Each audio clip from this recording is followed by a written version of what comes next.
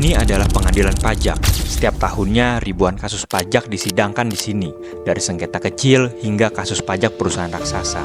Tapi ada satu jenis kasus yang paling rumit, paling teknis, dan seringkali sulit dimenangkan, yaitu transfer pricing. Jadi supaya tidak ada kasus dari Indonesia ekspor misalnya $50, negara lain impor. transfer pricing adalah sengketa yang melibatkan perusahaan multinasional yang melakukan transaksi lintas negara. Semua grup usaha besar pasti melakukan transfer pricing. Coca-Cola, Nestle, Unilever, bahkan startup seperti Tokopedia hingga BUMN seperti Pertamina. Bukan karena mereka nakal, tapi karena struktur bisnis. Transfer pricing adalah hal yang lumrah, tapi bisa jadi masalah jika disalahgunakan. Halo, nama saya Muhammad Raditya Aviantara, mahasiswa Magister Kebijakan Publik dan Governansi UI.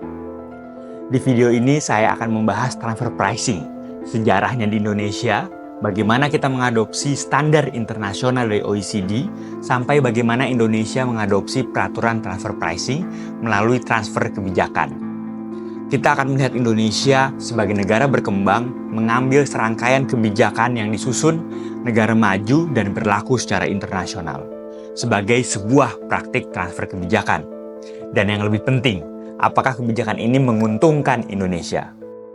Transfer pricing adalah praktik penetapan harga atas transaksi barang, jasa, atau aset yang tidak berwujud antar entitas dalam satu grup perusahaan yang memiliki hubungan istimewa.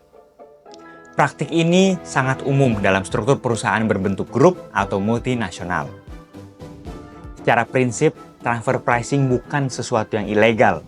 Namun, ketika harga yang ditetapkan tidak wajar atau tidak sesuai arm's length principle, hal itu bisa digunakan untuk mengalihkan laba ke negara dengan pajak rendah dan pada akhirnya mengurangi penerimaan pajak negara. Mampu kemudian menjangkau potensi penyimpangan atau pelanggaran yang dilakukan oleh pelaku transfer pricing maupun juga papers yang dibuat dengan perusahaan cangkang di negara-negara tersebut ini. Nah, ini jumlahnya saya yakin besar. Perhatian dunia terhadap transfer pricing sudah dimulai sejak awal 1920-an. Namun baru pada tahun 1979 OECD menerbitkan laporan mendetail terkait transfer pricing. Kemudian di Indonesia, kesadaran tentang transfer pricing ada sejak Undang-Undang Nomor 7 Tahun 1983 tentang pajak penghasilan, tetapi pengaturannya masih sangat normatif. Baru pada tahun 1993 muncul pedoman teknis pertama dari DJP. Namun penguatan sebenarnya terjadi sekitar tahun 2010 saat Indonesia mulai menghadapi langsung praktik penghindaran pajak oleh perusahaan multinasional.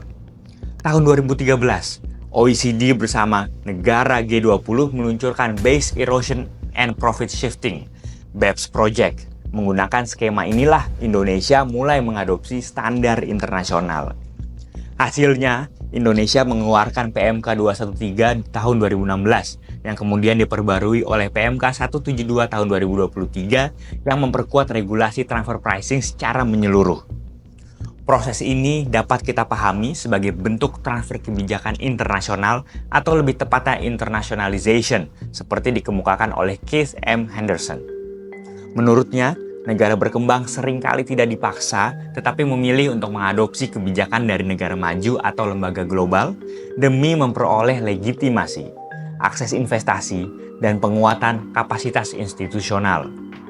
Indonesia sebagai negara berkembang berada dalam posisi itu, bukan hanya mengikuti OECD, tapi menginternalisasi standar global sebagai strategi untuk memperkuat sistem perpajakan nasional.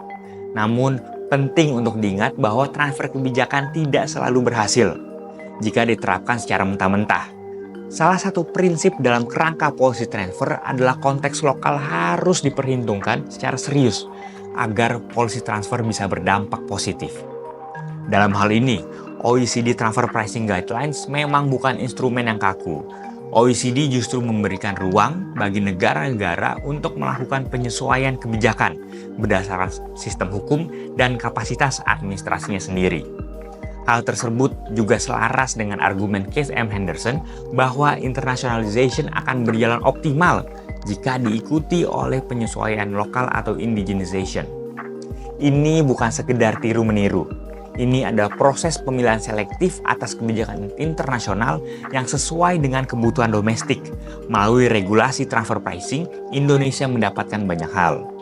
Akses pertukaran data pajak global, penguatan posisi negosiasi perjanjian pajak dengan negara lain, serta perlindungan terhadap penerimaan pajak domestik.